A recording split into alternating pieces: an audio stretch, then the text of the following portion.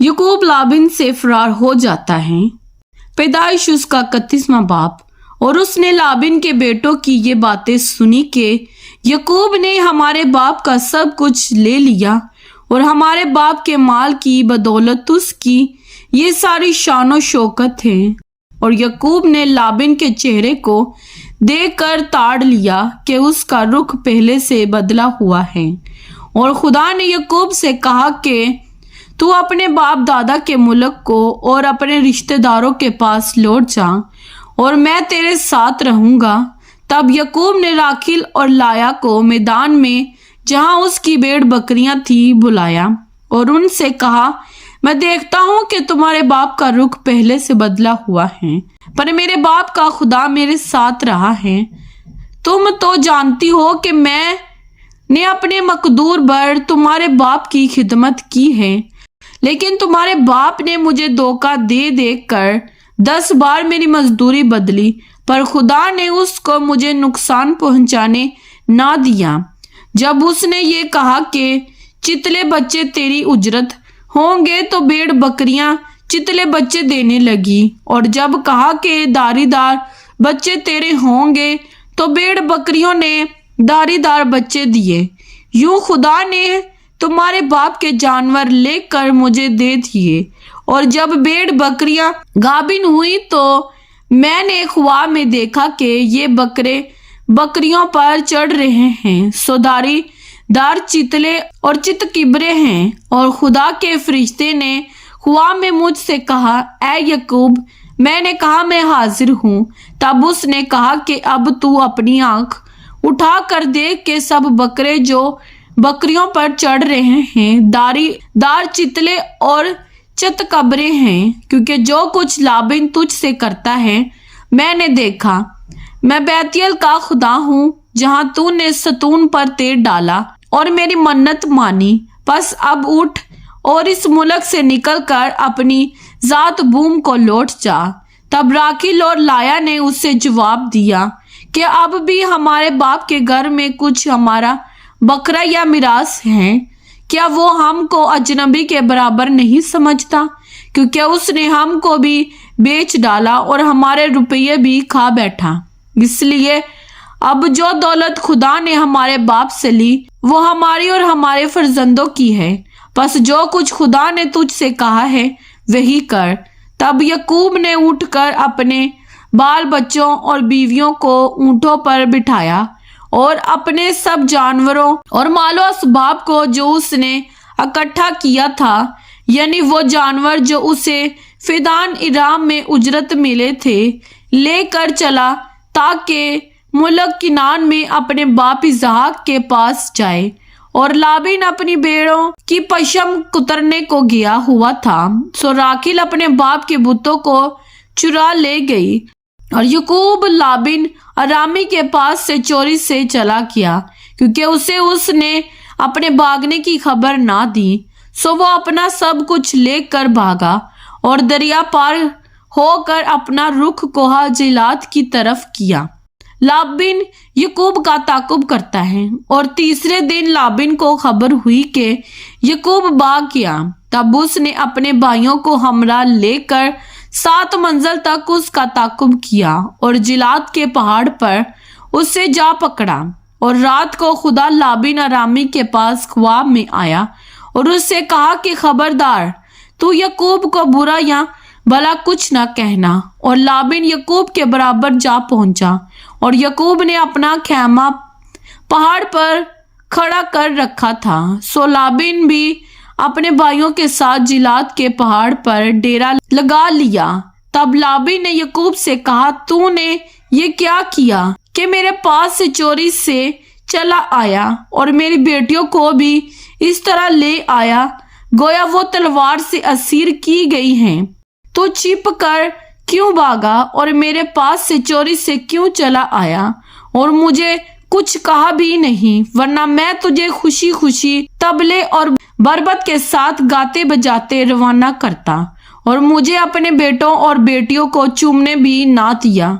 ये तूने बेहुदा काम किया। मुझ में इतना मकदूर है कि तुमको दुख दूं, लेकिन तेरे बाप के खुदा ने कल रात मुझे यूं कहा कि खबरदार तू यकूब को बुरा या भला कुछ न कहना। खैर अब तू चला आया तो चला आ, क्योंकि तू अपने बाप के घर का बहुत मुश्ताक है। लेकिन मेरे बुतों को क्यों चुरा लिया? तब यकूब ने लाबिन से कहा, इसलिए कि मैं डरा, क्योंकि मैंने सोचा कि कहीं तू अपनी बेटियों को जबरन मुझसे छीन ना ले। अब जिसके पास तुझे तेरे बुत मिले वो जीता नहीं बचेगा। तेरा जो कुछ मेरे पास निकले उसे इन भाइयों के आगे पहचान कर ले, क्योंकि यकूब को मालूम ना था कि राखिल उन बुतों को चुरा लाई है।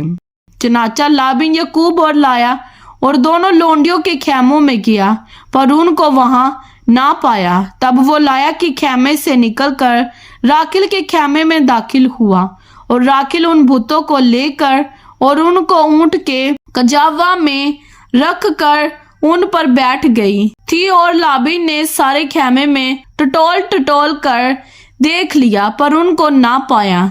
तब वो अपने बाप से कहने लगी कि ऐ मेरे बुजुर्ग, तू इस बात से नाराज ना होना कि मैं तेरे आगे उठ नहीं सकती, क्योंकि मैं ऐसे हाल में हूँ जो औरतों का हुआ करता है। सो उसने ढूंढा, पर वो बुत उसको ना मिले। तब यकूब ने गजबनाक होकर लाबिन को मलामत की, और यकूब लाबिन से कहने लगा कि मेरा क्या जुर्म और क्या कसूर है कि तूने ऐसी तुंदी से मेरा ताकुब किया। तूने जो मेरा सारा असबाब टटोल कर देख लिया, तो तुझे तेरे घर के इसबाब में से क्या चीज मिली? अगर कुछ है तो उसे मेरे और अपने इन भाइयों के आगे रख कि वो हम दोनों के दरमियान इंसाफ करे।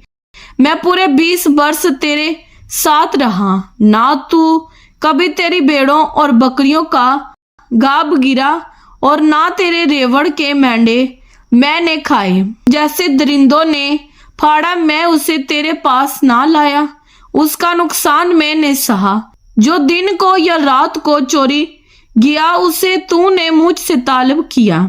मेरा हाल ये रहा कि मैं दिन को गर्मी और रात को सर्दी में मरा, और मेरी आंखों से नींद दूर रहती थी। मैं 20 वर्ष तक तेरे घर में रहा।